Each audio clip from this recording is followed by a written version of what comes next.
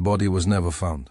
On a winter morning in 1863, Solomon Northup disappeared from the historical record as completely as he had once disappeared from freedom. No death certificate, no grave marker, no witness to his final moments. The man who survived 12 years of chattel slavery, who wrote one of the most searing testimonies of American bondage, who lectured across the Northeast about the machinery of human captivity, simply ceased to exist in documented time. He was last seen in Canada, though the reports conflict. Some say he was in Vermont, others place him in upstate New York. The details dissolve into silence. What remains is the gap itself, the void where a man should be. And in that absence lives a question more disturbing than any answer. How does a freedman vanish as thoroughly as a slave? This is not a story about triumph over adversity. It is not a narrative of resilience or redemption. It is an examination of how the machinery of enslavement consumed not just bodies but the very capacity to witness, to remember, to let some lives matter enough to track their ending. Solomon Northup's disappearance is the final chapter of his bondage, the one that proves the system never truly released him at all.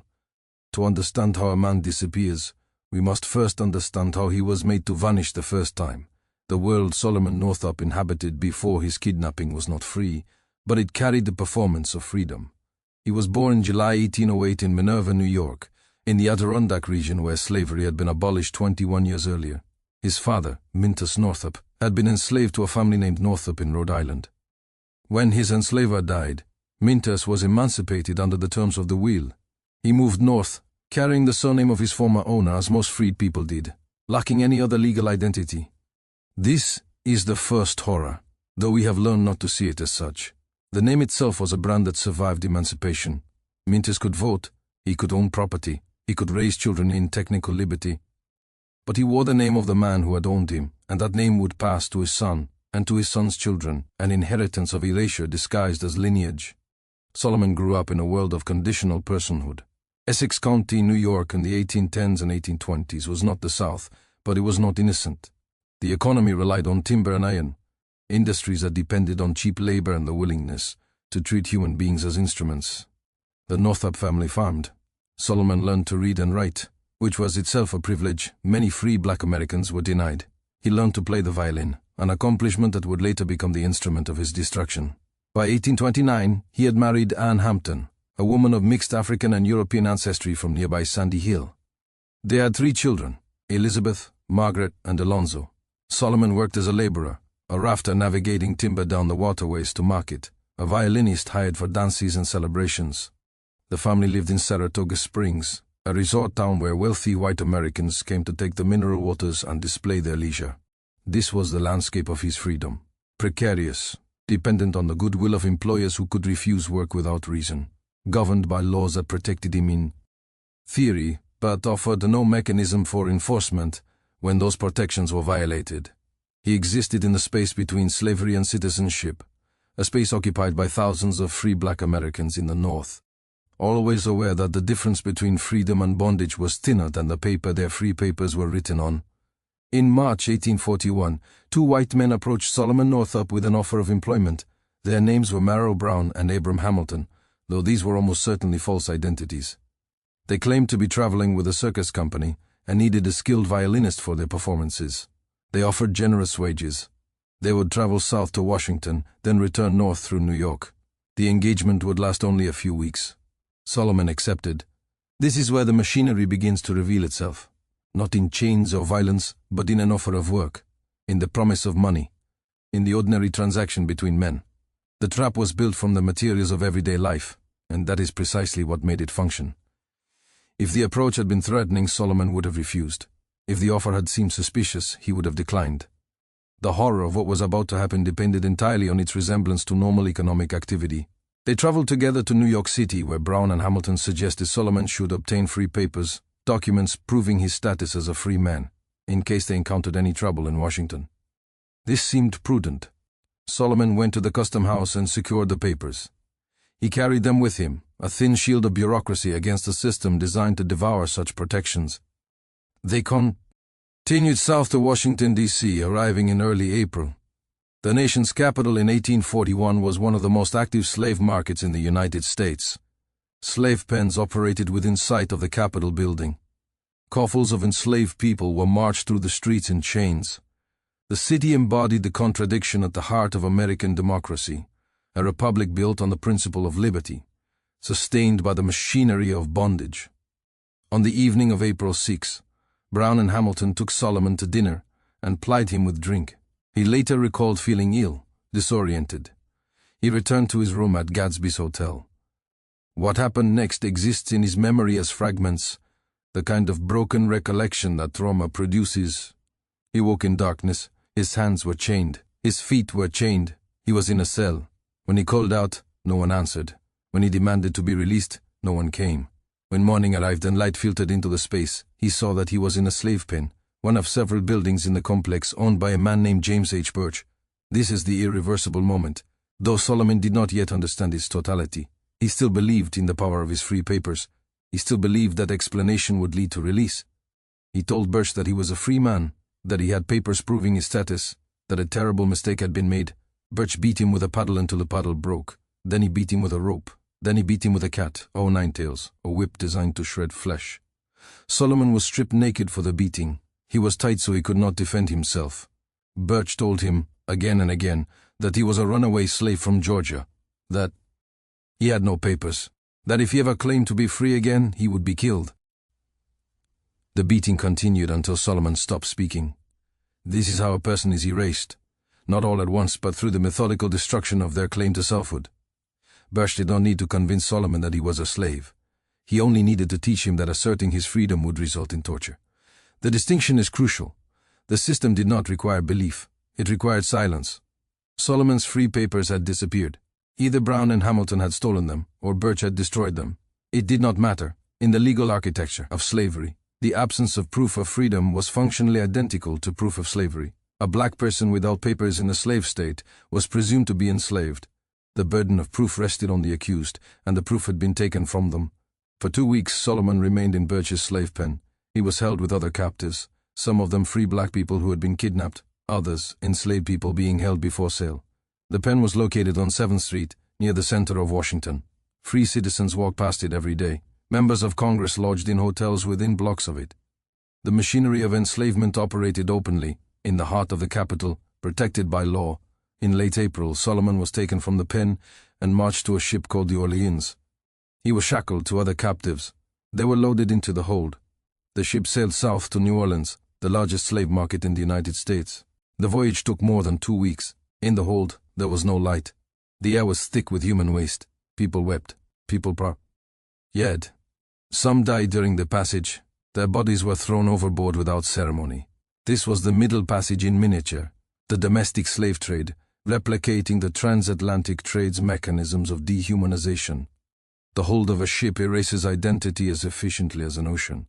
In darkness, chained to strangers, stripped of name and history, a person becomes interchangeable with any other person. The trade depended on this fungibility. One body could be substituted for another. One life had the same market value as another life of similar age and physical capacity. When the Orleans docked in New Orleans, Solomon was taken to a slave pen owned by a man named Theophilus Freeman.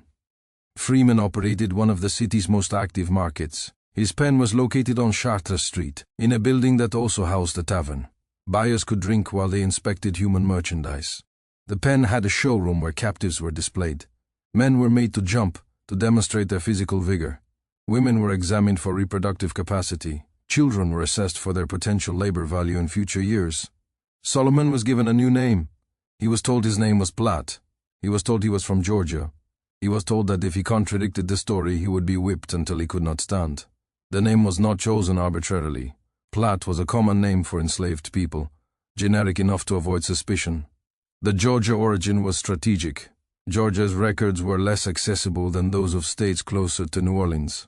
A buyer would have difficulty verifying a Georgia provenance, but the claim sounded plausible enough to satisfy the cursory inquiry most buyers conducted.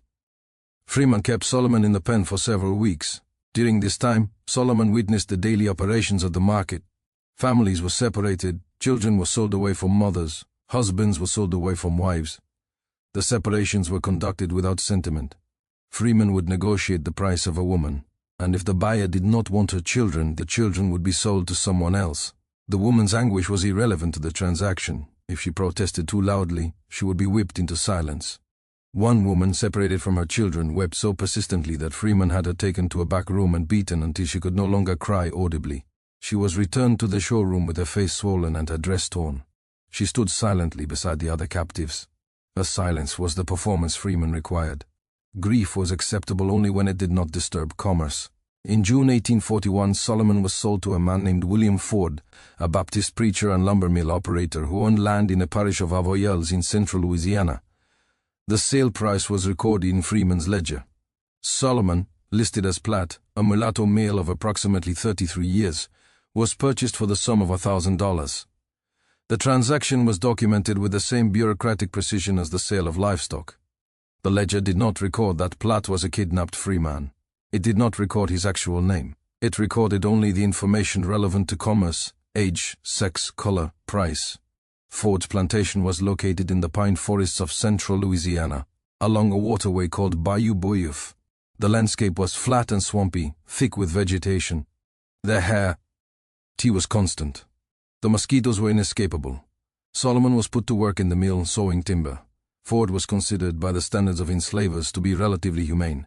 He did not whip his laborers as frequently as other enslavers. He allowed them to cultivate small gardens. He held religious services and encouraged the enslaved people on his property to attend. This supposed humanity is itself a horror, though it was presented in Solomon's later account as a relative mercy. Ford's kindness extended only as far as his financial interest allowed.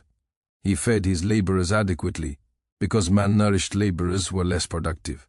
He refrained from excessive whipping because injured laborers could not work. His religion taught him that enslaved people had souls, but it did not teach him that they had the right to freedom. He believed he was a good man. He believed he was fulfilling his Christian duty. He saw no contradiction between his faith and his ownership of human beings. Solomon worked for Ford for several months. He was skilled in carpentry and quickly became valuable for his ability to construct and repair mill equipment. Ford praised his work. This praise was not recognition of Solomon's humanity. It was an assessment of his utility. A man who is valued for his skill is still property if he cannot leave. During this period, Solomon attempted to send word north to his family. The mechanisms for such communication were almost non-existent. Enslaved people were forbidden from learning to read and write in Louisiana. Letters required access to paper, ink, and a postal system that would accept mail from a black person without questioning his right to send it. Even if a letter could be written and sent, it would have to reach someone who could act on the information, and that person would need legal standing to challenge the enslavement of a person in another state. The law was the final barrier. Louisiana law recognized slavery as legitimate. New York law recognized Solomon's freedom. But the legal systems did not communicate. There was no federal mechanism to adjudicate conflicts between state laws regarding the status of black people. The Fugitive Slave Act of 1793 required northern states to return escaped enslaved people to southern enslavers, but it offered no reciprocal protection for free black people kidnapped into slavery. The architecture of law was designed to facilitate bondage and obstruct emancipation. Solomon could not send a letter. He could not escape. The pine forests around Bayou Boeuf were disorienting to someone unfamiliar with the terrain. There were no roads that led north. The waterways connected only to other slaveholding regions. Attempting to flee without knowledge of the landscape, without resources, without allies, would result in capture, and capture would result in punishment severe enough to serve as an example to others. So he worked. He sawed timber. He repaired equipment. He performed the role of Platt, the enslaved man from Georgia. The performance was survival. Every day he did not claim his true identity was a day he was not beaten for asserting it. In 1842, Ford fell into debt. The economy of Louisiana in the early 1840s was unstable. Cotton prices fluctuated. Credit was extended and recalled without warning. Ford had borrowed money using his property as collateral, and his property included people he enslaved. When he could not repay his debts, his creditors demanded satisfaction. Solomon was transferred to a man named John M. Tibeats as partial payment of Ford's debt. This transfer was conducted as a standard financial transaction. Solomon had no say in the matter. He was moved from one owner to another as a piece of property, his labor and his body collateral in a dispute that had nothing to do with him. Tibeats was a carpenter and a brutal man. He drank heavily. He was volatile and quick to violence. Where Ford had been calculated in his exploitation, Tibeats was erratic. He would order Solomon to perform a task, then beat him for performing it incorrectly, even when the task had been completed as instructed. The beatings were not disciplinary. They were expressions of rage, of a desire to dominate, of the particular cruelty that emerges when one person holds absolute power over another. One morning in the summer of 1842, Tibeats ordered Solomon to secure nails for a construction project. Solomon obtained the nails as instructed. Tibeats claimed they were the wrong size. He ordered Solomon to return them and retrieve different nails. Solomon complied. When he returned, Tibeats said the new nails were also wrong. He flew into a rage. He picked up a whip and began to beat Solomon. Solomon, in a moment of desperation, resisted. He took the whip from Tibeats. He struck Tibeats with it. This was an unforgivable transgression. An enslaved person who struck a white man, even in self-defense, had violated the fundamental order of the slave system. The law was explicit. Such an act was grounds for execution. Tibeats ran to gather other white men from the area. Solomon fled into the swamp. He understood what was coming. A group of white men pursuing a black man who had struck a white man would not stop at recapture. They would lynch him. The trees of Louisiana were heavy with the bodies of black people killed for lesser offenses. Solomon ran through the swamp for hours. The water was waist-deep in places. The heat was overwhelming. He could hear men behind him, shouting, coordinating the search. He hid in the underbrush. He waited. Eventually the sounds of pursuit faded. He remained hidden until nightfall. When darkness came, he made his way to William Ford's plantation. Ford, despite having sold Solomon to Tibeats, still held a financial interest in Solomon's value. If Tibeats killed Solomon, Ford would lose the remainder of the debt owed to him. Financial interest, not morality, dictated Ford's intervention. Ford negotiated with Tibeats. He argued that Solomon was too valuable to kill. He convinced Tibeats to allow Solomon to be transferred to another enslaver. The negotiation took days. During this time, Solomon was kept under guard. He was not chained, but he was watched constantly. The threat of death was deferred, not eliminated. His survival depended on the outcome of a financial negotiation between white men who viewed him as an asset. Eventually, Ford arranged for Solomon to be sold to Edwin Epps, a cotton planter who owned a large plantation near Bayou Boeuf. The sale price was recorded. Solomon, still listed as Platt, was transferred once again. He had now been sold 3 times in the span of 18 months. Each sale erased a little more of his previous identity. Each transaction reinforced the fiction that he was. Property, not a person. Edwin Epps was a different kind of enslaver than either Ford or Tibeats. He was methodical. He ran his plantation with rigid discipline. He believed absolutely in his right to own human beings, and he exercised that right with calculated cruelty. Epps did not drink to the point of incoherence like Tibeats, but he was no less violent. His violence was systematic. Epps required every person he enslaved to pick a minimum quota of cotton each day. The quota was based on the individual's previous performance. If a person picked 200 pounds of cotton one day, the quota for the next day would be 200 pounds. If they picked less, they would be whipped. The system ensured that no one could ever exceed their quota without raising the expectation for future days. Excellence was punished with higher demands. Each evening, the cotton was weighed. Epps would stand in the gin house, a whip in his hand, and call each person forward to have their sack weighed. If the weight was under the quota, the person would be stripped and whipped. The number of lashes corresponded to the deficit. 1 pound short meant 1 lash. 10 pounds short meant 10 lashes. The whipping was done publicly, in front of the other enslaved people, to reinforce the system's inevitability. Solomon worked in Epps's cotton fields for 10 years. This is the central horror of his enslavement, and it resides not in a single incident, but in the duration. 10 years of waking before dawn. 10 years of dragging a sack through rows of cotton under the Louisiana sun. 10 years of being weighed and found wanting, of being whipped for failing to meet a quota designed to be unattainable. 10 hours of watching others whipped, of hearing the sounds of the lash, of living in a state of perpetual dread. The violence of slavery is often reduced to its spectacular moments, the auctions and the whippings and the separations. But the deeper violence is temporal. It is the grinding repetition of days. It is the knowledge that tomorrow will be identical to today, and the day after that will be identical to tomorrow, extending forward into a future that offers no variation except in the severity of punishment. Epps had a wife, Mistress Epps, who was herself consumed by the dynamics of enslavement. She was jealous of a young woman named Patsy, whom Epps repeatedly raped. Mistress Epps could not direct her anger at her husband, so she directed it at Patsy. She would order Patsy to perform impossible tasks, then beat her when the tasks were not completed. She would wake Patsy in the middle of the night and send her into the swamp to retrieve objects that did not exist, then whip her for returning empty-handed. Patsy was whipped more frequently than anyone else on the plantation. She bore scars across her entire back, layers of scar tissue built up over years of abuse. She was denied adequate clothing. She was denied adequate food. She was worked until she collapsed, then punished for collapsing. Epps raped her regularly, and when he was finished, his wife would punish her for having been raped. This is the compound cruelty of the system.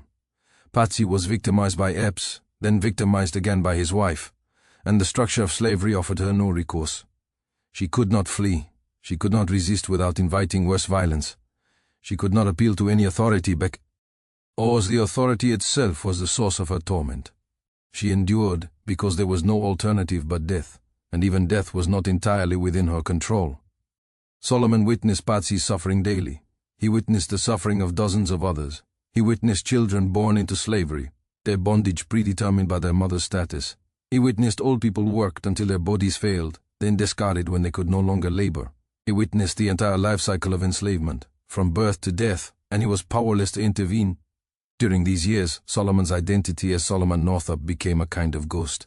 He was called Platt. He answered to Platt. He performed the role of Platt so thoroughly that some of the people enslaved alongside him did not know his real name.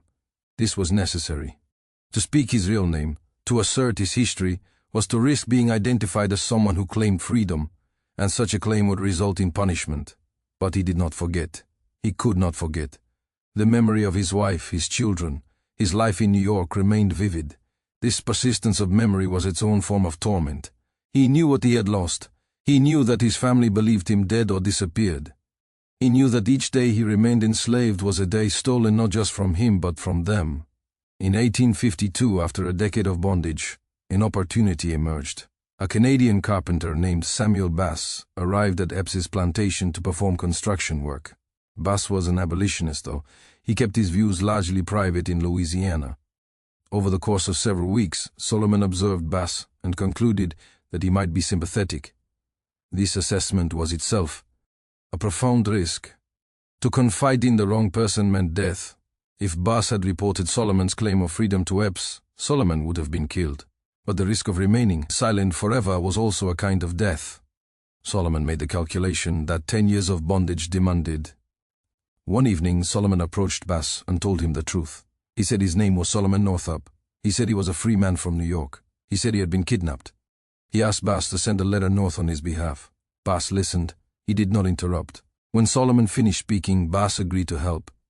He agreed not because the law required it, but because he believed slavery was wrong. This moral conviction, rare enough in the South, became the mechanism of Solomon's eventual liberation. Bass wrote a letter to several people in New York on Solomon's behalf. He mailed the letters from a town where he would not be recognized. The letters reached New York in late 1852. One of them reached a white shopkeeper named Henry B. Northup, a relative of the family that had once enslaved Solomon's father. Henry Northup was not an abolitionist in the radical sense, but he was appalled by kidnapping. He took the letter to a lawyer. Together they began the legal process to secure Solomon's release. The legal process was labyrinthine. New York law provided a mechanism for the state to recover kidnapped citizens, but the mechanism required proof of the person's free status, proof of their location, and the cooperation of the state where they were being held. Louisiana had no incentive to cooperate.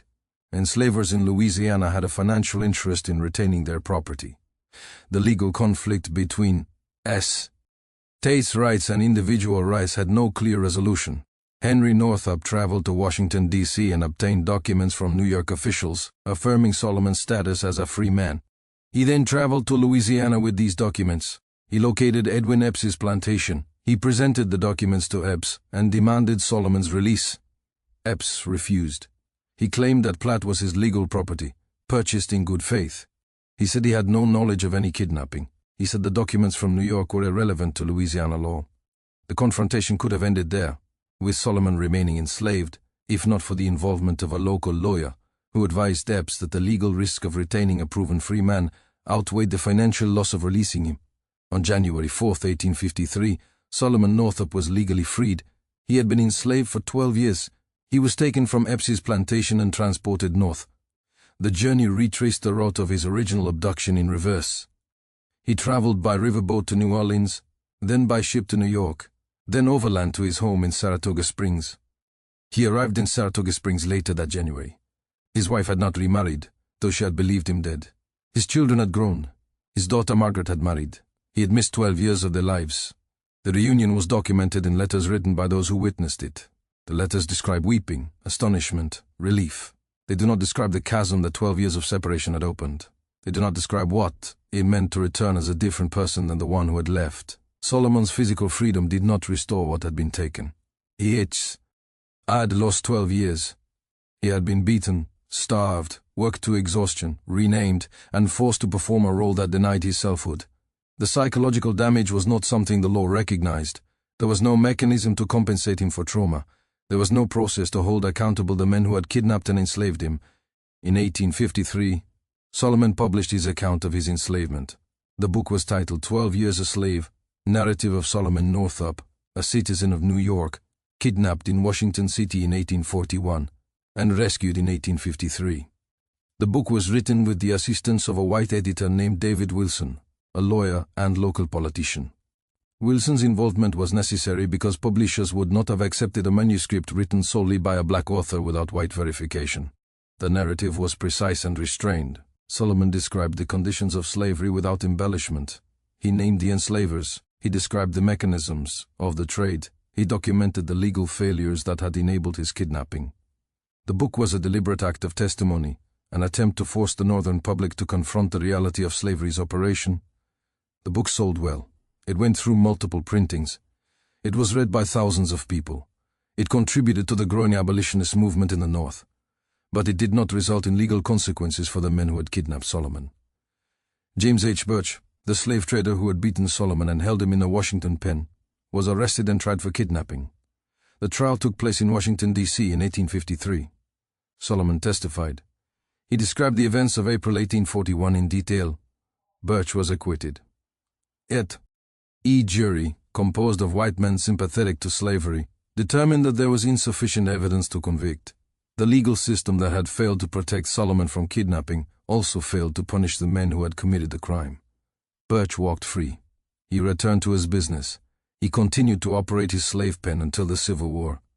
The acquittal was not an aberration, it was the system functioning as designed. The law protected enslavers, it protected traders, it protected the economic infrastructure of slavery. It offered no meaningful protection to black people, free or enslaved. Solomon's testimony, his documentation, his evidence, all of it was weighed against the word of a white man and found insufficient. After the trial, Solomon began to lecture. He traveled across New York, Vermont, and other northern states, speaking about his experiences. The lectures were attended by abolitionists, but also by people who were curious, skeptical, or hostile. Solomon spoke in churches, town halls, and private homes. He described the daily operations of slavery. He described the auction block, the whip, the separation of families. He made the abstract reality of Southern bondage concrete for Northern audiences who had never witnessed it. The lectures were exhausting. Solomon was reliving his trauma repeatedly, performing his suffering for audiences who often treated his story as entertainment. But he continued because he believed that testimony mattered. He believed that if enough people understood the machinery of slavery, they would demand its abolition. In 1857, Solomon Northup appeared in Ontario, Canada, giving lectures. He was recorded in several Canadian newspapers. His presence was noted.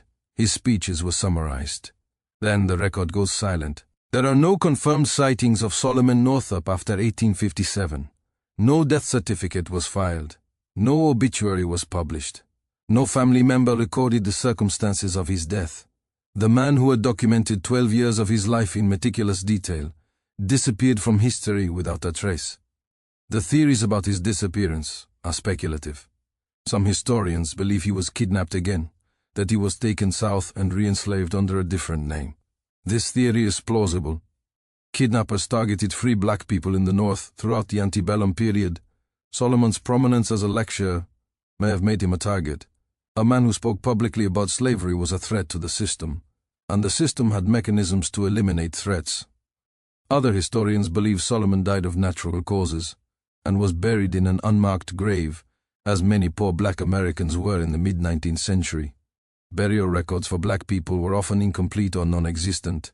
A death in a rural area or in a transient population might not have been documented at all. This theory is also plausible, though it does not explain why his family did not record his death. Still others speculate that Solomon, broken by the trauma of his enslavement and the failure of the legal system to provide justice, may have chosen to disappear. That he walked away from his family, his lectures, his public identity, and vanished into anonymity. This theory is the most psychologically complex. It suggests that the performance of testimony became unbearable, that the constant reliving of trauma exceeded what any person could sustain. We do not know what happened. We know only that he vanished. The disappearance is the final act of erasure. Solomon Northup fought for 12 years to reclaim his identity. He fought to return to his name, his family, his life. He succeeded in securing his legal freedom. He documented his experiences. He testified in court. He lectured across the North. And then the historical record lost him as completely as the slave system had once lost him.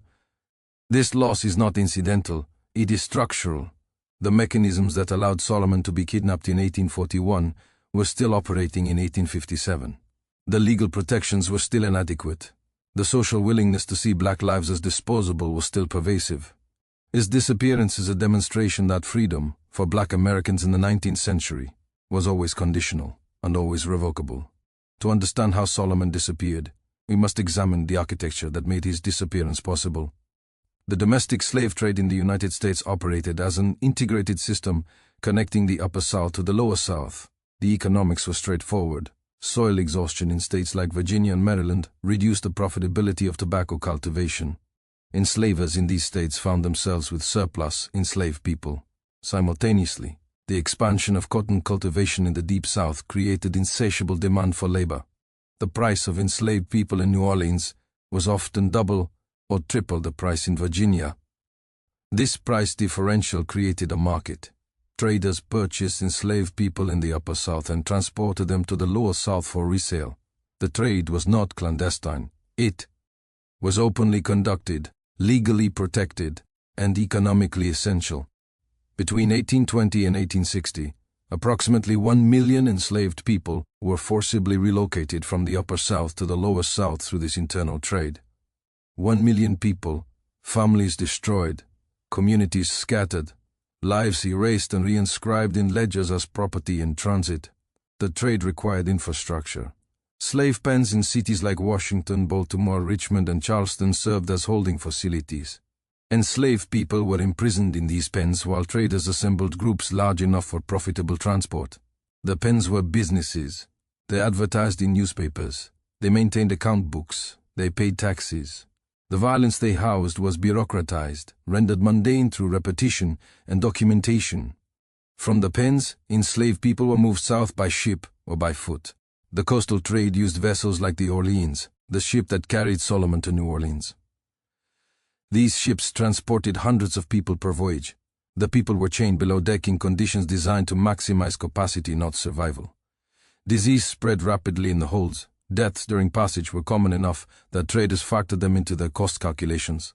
Overland transport involved coffles, groups of enslaved people chained together and marched hundreds of miles from the Upper South to markets in Natchez, New Orleans, and other Deep South cities. The coffles moved slowly, covering perhaps 15 miles per day. The marches could take months. People who could not maintain the pace were whipped. People who collapsed were abandoned or killed. The coffles passed through towns and farmland, visible to anyone who cared to look. No one intervened. The march was legal. The traders who organized the system were respected businessmen. They were not social outcasts. Many were prominent in their communities. They served on church boards, held public office, and raised families. Their participation in the slave trade was not viewed as morally suspect within the slaveholding South. It was commerce. The legal framework that enabled the trade was explicit. The Constitution's Fugitive Slave Clause required states to return people who escaped from bondage. The Fugitive Slave Act of 1793 provided federal enforcement mechanisms. These laws meant that a person enslaved in Louisiana could not find refuge in New York unless they could prove they had never been legally enslaved in the first place. The burden of proof rested on the accused, and proving a negative is functionally impossible. For free black people, this legal architecture was a constant threat. A free black person could be detained by any white person who claimed they were an escaped slave. The detained person would be brought before a magistrate. The magistrate would hear testimony. If the white claimant provided documentation of ownership, even fraudulent documentation, the magistrate would typically rule in their favor. The detained person's assertion of freedom, even with supporting documents, was often deemed insufficient. This is how kidnapping functioned within the law. A free black person could be seized, their free papers destroyed or confiscated, and they could be transported to a slave state where the claim of freedom would be dismissed. The process was not aberrational. It was an extension of the legal system's design. The law protected property rights in human beings more rigorously than it protected the liberty of black people.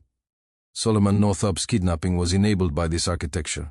Brown and Hamilton, the men who lured him to Washington, were almost certainly professional kidnappers. Their strategy, offering employment to free black men and then drugging and selling them, was a known tactic.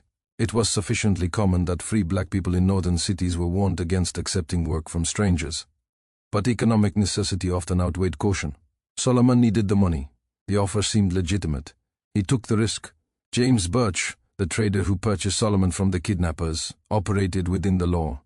He purchased a person presented to him as a slave.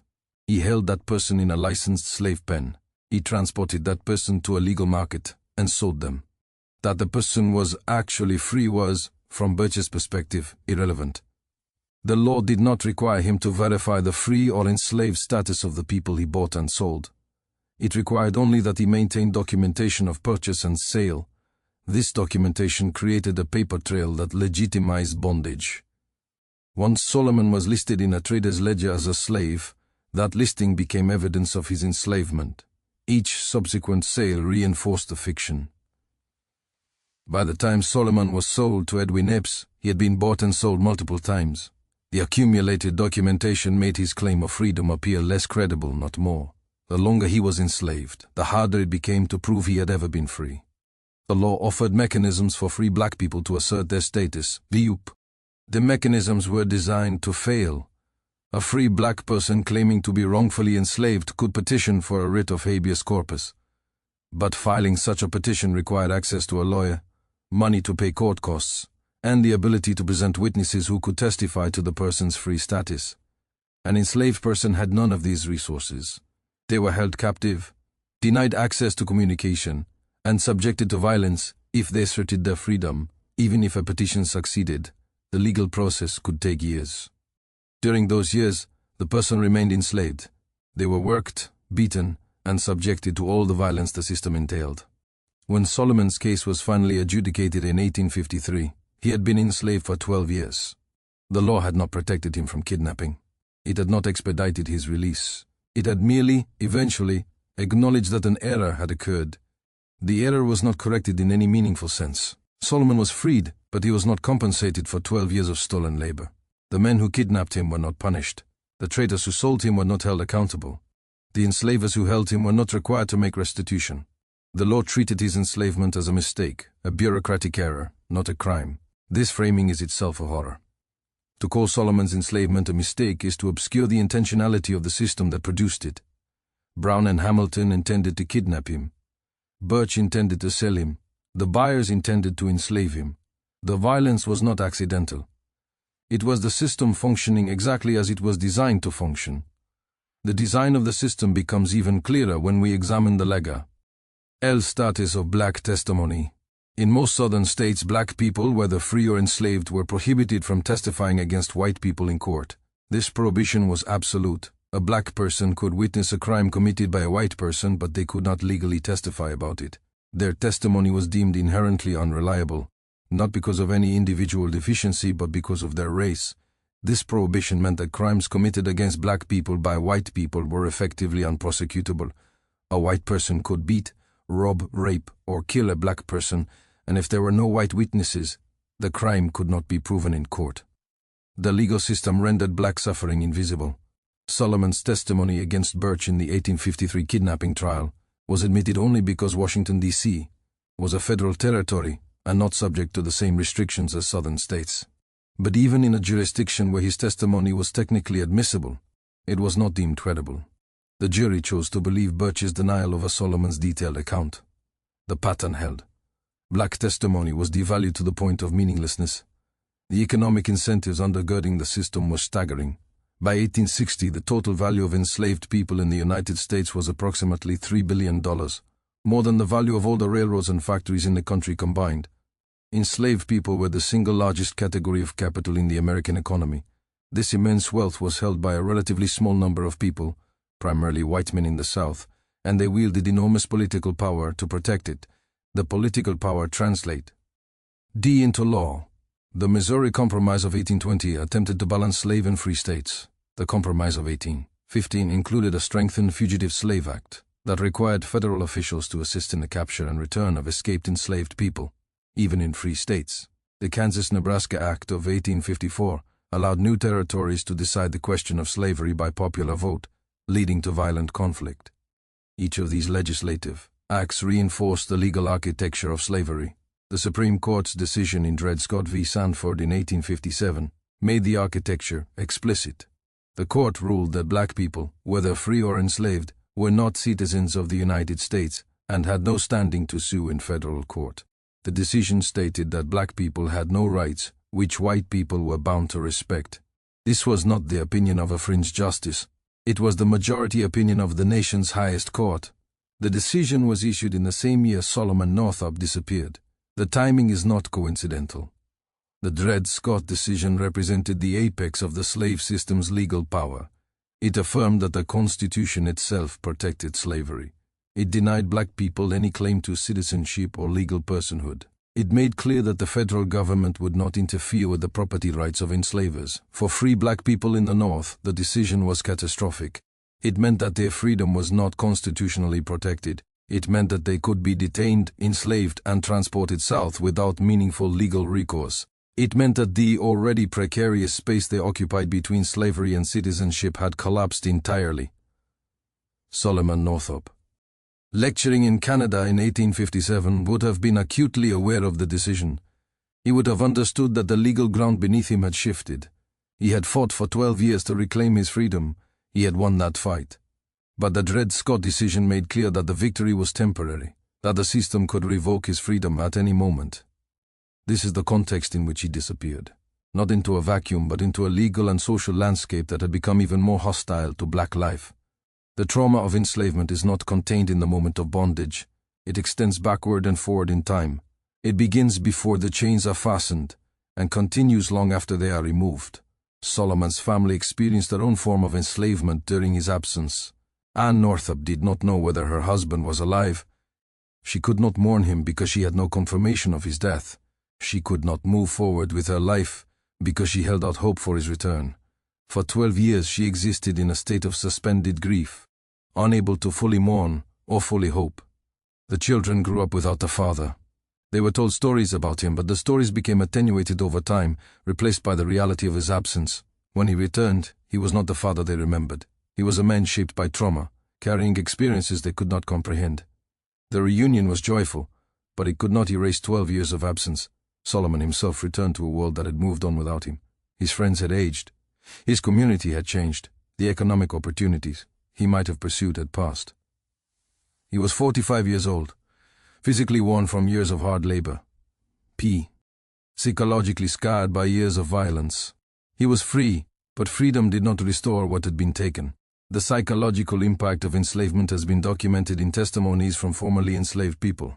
The testimonies describe pervasive anxiety, hypervigilance, difficulty trusting others, recurring nightmares, and a persistent sense of dislocation.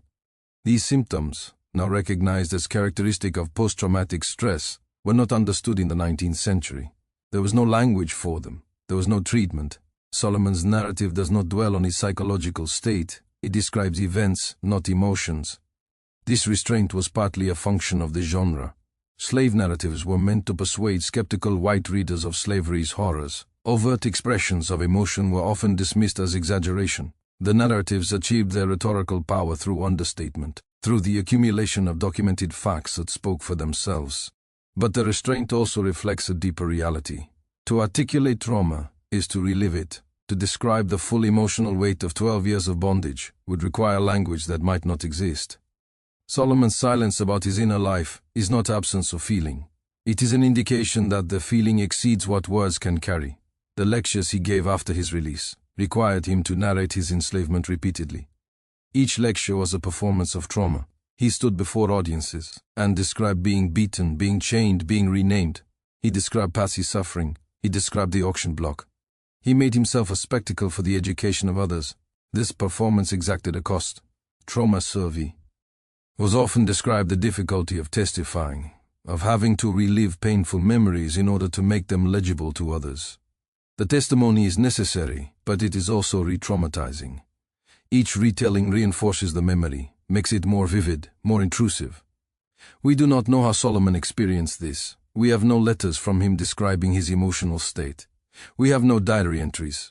We have only the fact that he continued to lecture for several years and then he stopped, or he disappeared, or both. The disappearance might be understood as a withdrawal, a refusal to continue performing trauma for an audience that consumed it as spectacle. The abolitionist movement, for all its moral righteousness, was not free from exploitation. Formerly enslaved people who told their stories were valuable to the movement precisely because their suffering was marketable. Audiences paid to hear them speak. Publishers profited from their narratives. The suffering was commodified even as it was condemned. Solomon may have recognized this dynamic. He may have decided that the cost of continued testimony exceeded its value. Or he may have been too exhausted to continue. Or he may have been taken against his will. We do not know. What we know is that the machinery of enslavement did not stop when an individual was freed. It continued to operate. It continued to endanger free black people. It continued to consume lives and erase them from the record. The Fugitive Slave Act of 1850, strengthened after the Compromise of 1850, required citizens in free states to assist in the capture of people suspected of being escaped slaves. The law imposed penalties on anyone who aided an escaped slave or interfered with their capture. It allowed slave catchers to operate in free states with federal support. It denied accused individuals the right to a jury trial and prohibited them from testifying on their own behalf. The law turned every free black person in the North into a potential target. Slave catchers could claim that any black person was an escaped slave. The accused had no effective means of defense. They could be seized and transported south on the word of a white claimant. The law created a bounty system, paying commissioners more money if they ruled in favor of the claimant than if they ruled in favor of the accused. The financial incentive was explicit. Justice was secondary to commerce. Under this law, free black people fled the United States entirely. Thousands moved to Canada, where British law did not recognize slavery. Communities formed in Ontario, established by black Americans seeking refuge from a country that refused to protect their freedom. Solomon's presence in Canada in 1857 may have been part of this broader migration. He may have been lecturing to expatriate communities, or he may have been considering permanent relocation. The move to Canada was an acknowledgement that the United States, even in its free states, was not safe for black people. The law itself was weaponized against them. Freedom papers could be confiscated or ignored. Testimony could be disallowed. The entire apparatus of the state was aligned with the interests of enslavers, not the rights of the enslaved or the formerly enslaved. This legal hostility was compounded by social hostility. In the North, free black people faced pervasive discrimination. They were excluded from OST professions. They were denied access to education. They were subject to violence from white mobs who resented their presence. The violence was sporadic but frequent enough to create a climate of fear. Riots targeting black communities occurred in multiple northern cities during the antebellum period. In 1834, a white mob attacked black homes and businesses in Philadelphia. In 1841, the same year Solomon was kidnapped, a white mob attacked black residents in Cincinnati. The rioters burned homes and forced families to flee. The police did not intervene. In many cases, the police participated. These riots were not responses to specific provocations. They were expressions of racial animus, the belief that black people had no right to exist in shared space with white people. The violence was intended to terrorize, to drive black people out of communities, to reinforce the racial hierarchy that slavery had formalized. The violence was rarely punished. Rioters were seldom arrested. When arrests occurred, convictions were uncommon. The legal system treated anti-black violence as understandable, even justifiable. The message was clear: black lives were expendable. Solomon Northup existed within this landscape of legal and social violence. His freedom was conditional. His safety was not guaranteed. His visibility as a lecturer made him both valuable to the abolitionist movement and vulnerable to retaliation from defenders of slavery. Kidnappers operated in the North throughout the antebellum period. They targeted successful free black people, people with property or skills, because such people could be sold for higher prices. Solomon, as a literate man with a public profile, would have been an attractive target. His kidnapping in 1841 demonstrated that the system could reach him even in a free state. There was no reason to believe it could not reach him again. The possibility that Solomon was re-kidnapped is not speculative fantasy. It is consistent with documented patterns of predation. Other free black people are kidnapped multiple times. The system had no safeguards. A person could be freed, as Solomon was, and then be taken again. Freedom was not a permanent status. It was a temporary condition, always subject to revocation. If Solomon was taken again, he would not have survived long enough to be rescued a second time. He was nearly 50 years old in 1857. The physical demands of enslavement were brutal. Men in their 50s were considered past their prime labor years. They were worked until they died, and their deaths were not recorded with any detail. They were buried in unmarked graves, their names forgotten. This is one theory. Another theory is that Solomon died of illness. The disease is common in the mid-19th century. Tuberculosis, pneumonia, cholera killed people quickly and without much warning. A man traveling, lecturing, living in transient conditions would have been vulnerable. If he died while traveling, his body might have been buried locally without his identity being confirmed. Records of such burials are incomplete. Many graves from this period are unmarked, but the lack of any record is still striking. Solomon had a family, he had connections, he had published a book that had sold thousands of copies. His disappearance should have generated some inquiry, some documentation. The silence suggests either that his death occurred in circumstances where no one could report it, or that the people who knew what happened chose not to report it. The third theory, that Solomon chose to disappear, is the most psychologically complex. It requires us to consider a possibility that the weight of his experiences exceeded his capacity to continue living in proximity to them. That the constant rehearsal of trauma, the performance of his suffering for audiences, the failure of the legal system to punish his kidnappers, the ongoing vulnerability of his freedom, all combined to create a situation in which disappearance seemed preferable to continued engagement. This theory is speculative, but it is not implausible. Trauma can manifest as a desire to escape, not just from physical danger, but from the narratives that define one's identity. Solomon was known as the man who had been enslaved. His identity was reduced to his victimization. Every introduction, every lecture, every conversation began with the fact of his bondage.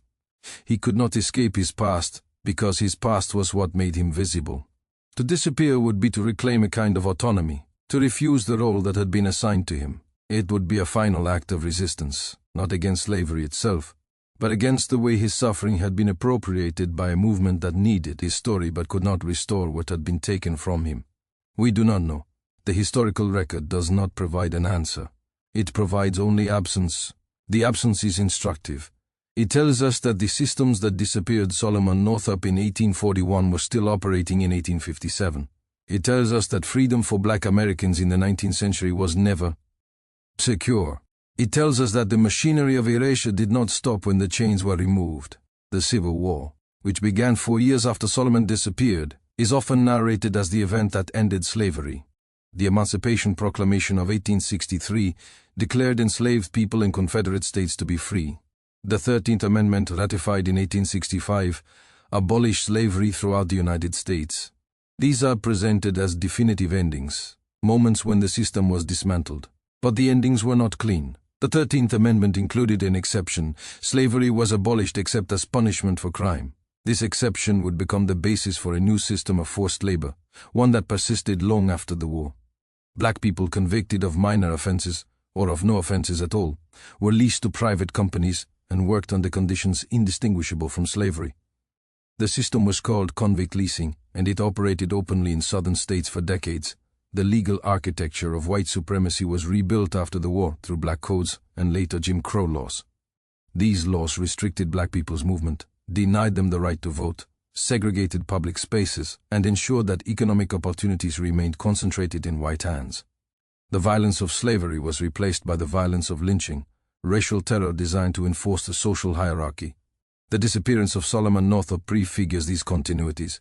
His story demonstrates that the system's capacity to erase black lives did not depend on the formal institution of slavery. It depended on a broader structure of legal and social subordination, one that treated black people as less than fully human, less than fully deserving of protection, less than fully real. The final horror of Solomon's disappearance is not that we do not know what happened to him, it is that his disappearance was unremarkable. Free black people disappeared all the time. Their deaths went unrecorded. Their graves went unmarked. Their absences were noted by their families but not by history. Solomon is unusual only because he left a record.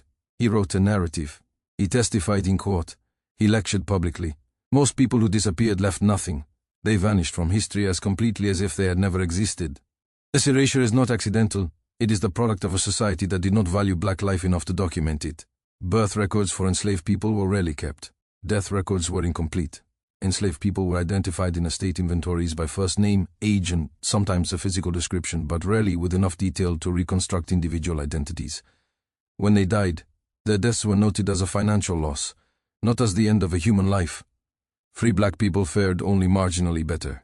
Their births and deaths were recorded in some jurisdictions, but the records were often segregated and maintained less carefully than records for white people. Errors were common. Names were misspelled or omitted. Dates were approximate. The records that do exist are fragmentary. This documentary erasure was compounded by active destruction. During the Civil War, many records were lost or destroyed. Courthouses burned. Archives were abandoned. The chaos of war obliterated much of the bureaucratic infrastructure that might have preserved evidence of individual lives. After the war, the rebuilding of the South prioritized economic recovery, not historical preservation.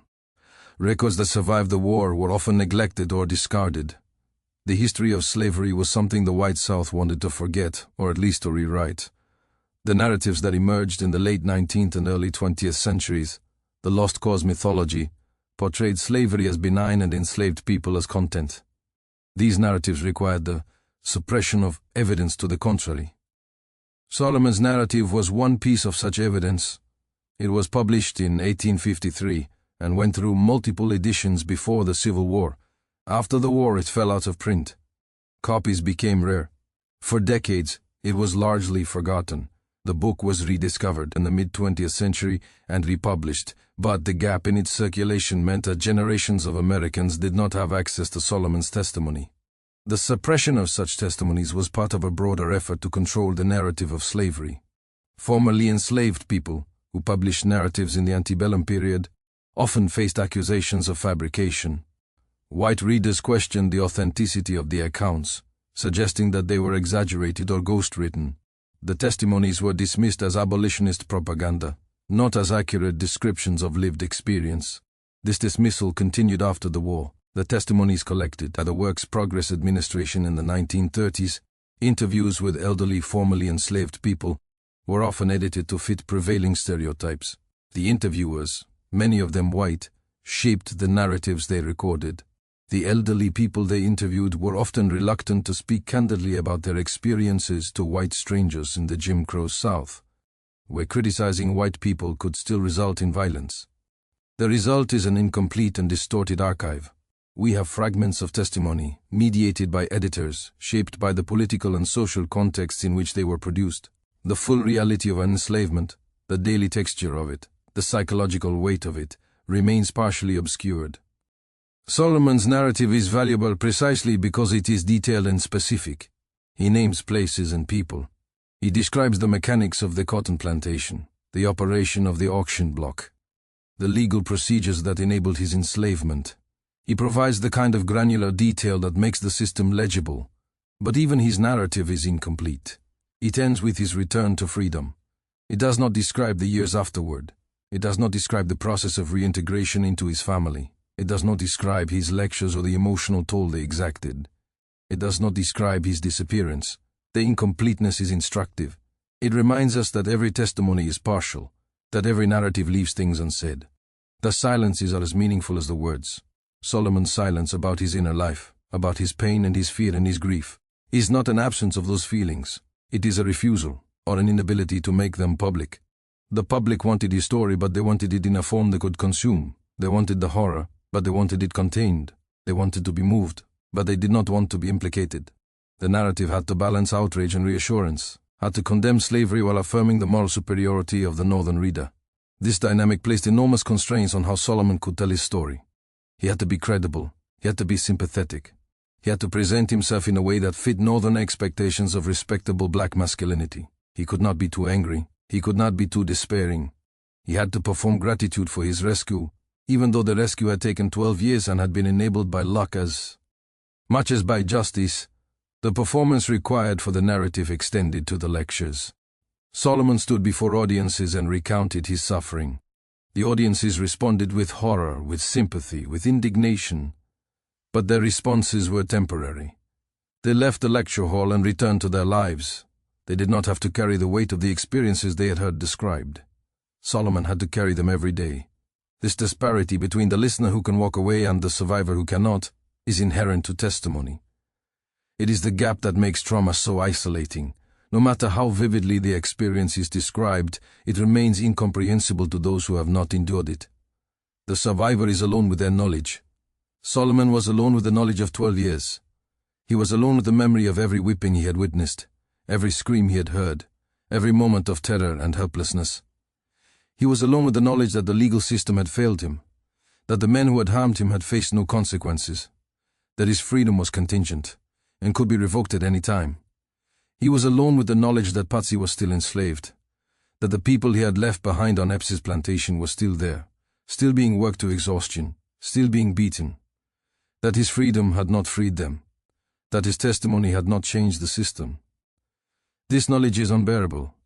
It is the knowledge that survival is not triumph, that individual liberation does not constitute justice.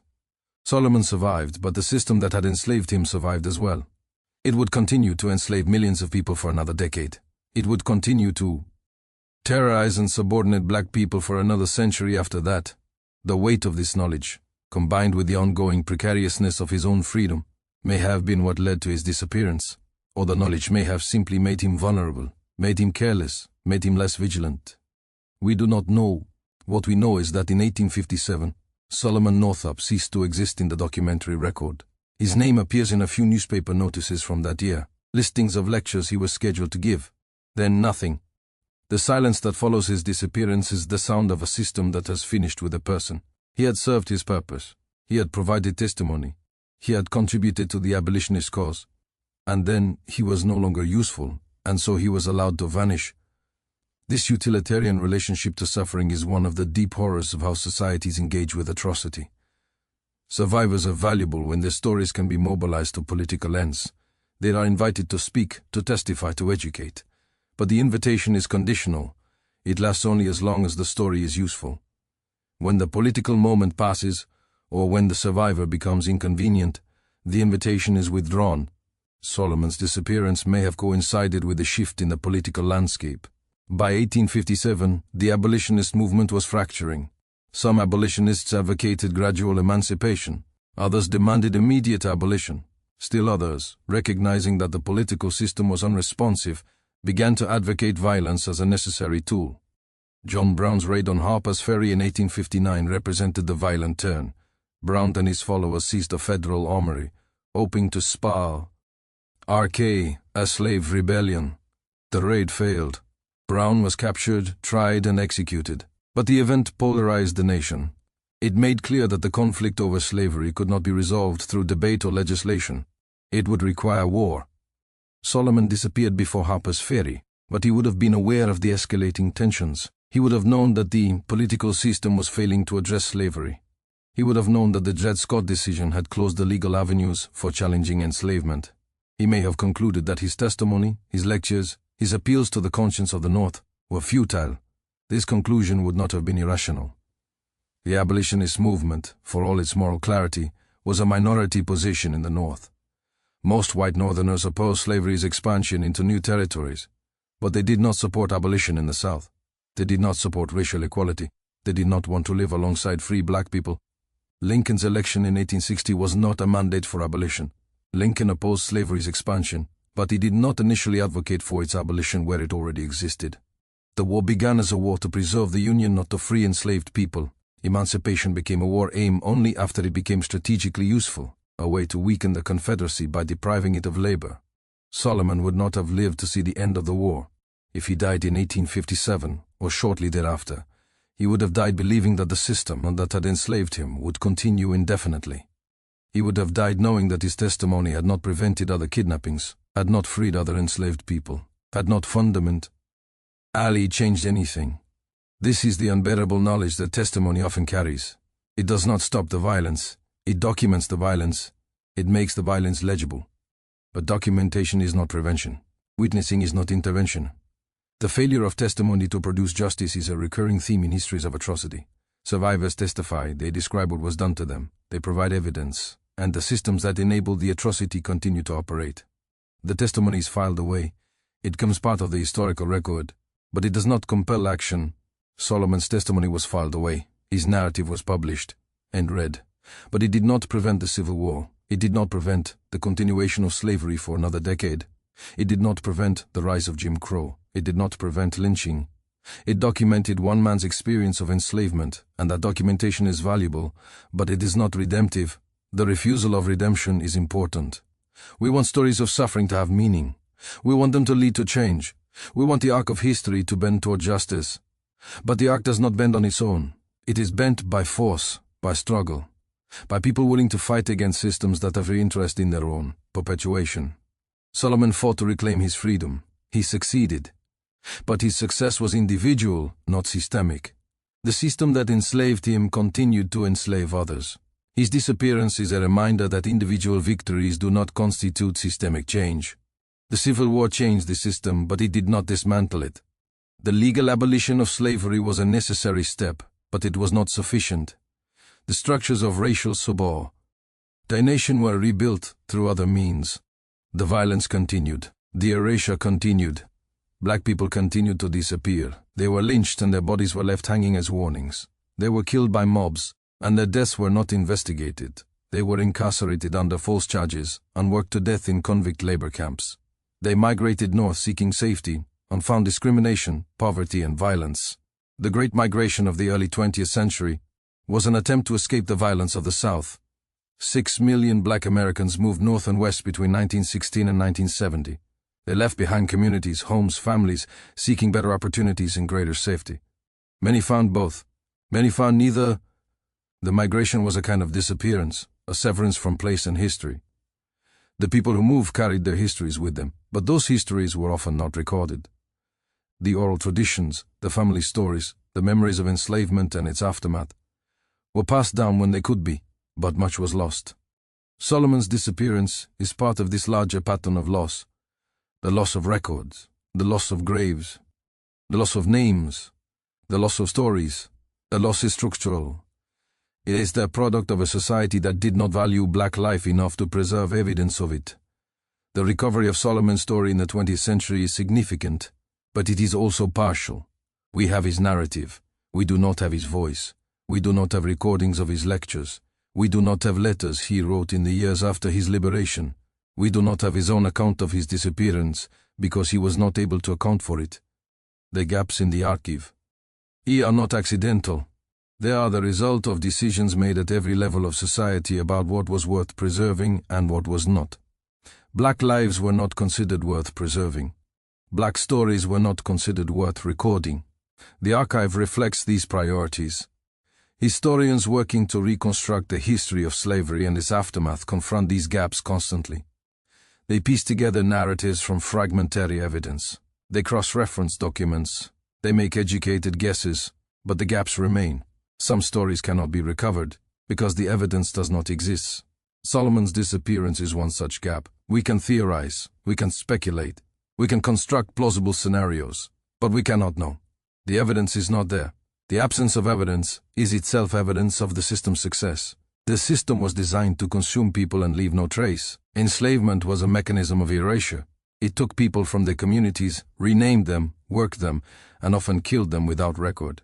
The trade relied on this erasure. It required that enslaved people be rendered fungible, interchangeable, nameless. Solomon resisted this erasure by writing his narrative. He reclaimed his name. He documented his enslavement. He testified against his kidnappers. He made himself visible. And then he disappeared. The disappearance suggests that visibility was not protection, that testimony was not safety, that even a person who had fought to reclaim their identity could still be erased. This is the final lesson of Solomon's story. Freedom was not secure. Justice was not guaranteed. Testimony was not sufficient. The systems of violence and erasure were more powerful than individual resistance. And yet the resistance mattered.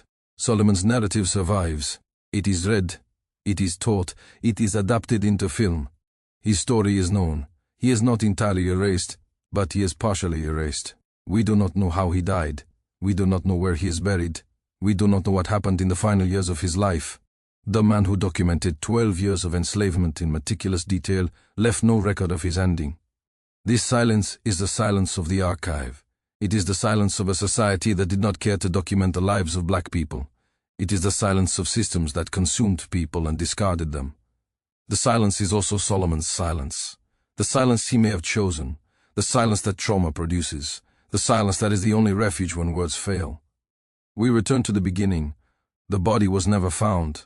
Solomon Northup disappeared from the historical record in 1857. No death certificate, no grave marker, no witness to his final moments. The man who survived 12 years of chattel slavery, who wrote one of the most searing testimonies of American bondage, who lectured across the Northeast about the machinery of human captivity, simply ceased to exist in documented time. He was last seen in Canada, or Vermont, or upstate New York. The details dissolve into silence. What remains is the gap itself, the void where a man should be. The gap is not unique to Solomon. It is the gap that defines the archive of slavery. It is the space where millions of lives should be but are not. It is the silence where names should be spoken but are not. It is the absence where graves should be marked but are not. History allowed this to occur because his story is not a neutral record. It is the product of choices about what to document, what to preserve, what to remember. The choices were made by people with power, and they chose to document their own lives and the lives of people they considered important. They did not consider enslaved people important. They did not consider free black people important. The legal system allowed this to occur because it was designed to protect property, not people. Enslaved people were property. Free black people were precarious, their status always subject to challenge. The law protected the right to own, not the right to be. The social system allowed this to occur because it was built on the premise that black lives mattered less than white lives. This premise was not hidden. It was explicit in law, in custom, in everyday interaction. It was taught in churches, enforced by police, validated by courts. The system allowed Solomon Northup to be kidnapped in 1841 because it valued the profit from his sale more than his freedom. It allowed him to be enslaved for 12 years because it valued the labor he produced more than his humanity. It allowed him to disappear in 1857 because it did not value him enough to track his ending. This is the machinery that history admits only partially. It admits the auction block and the whip. It admits the brutality of slavery as spectacle.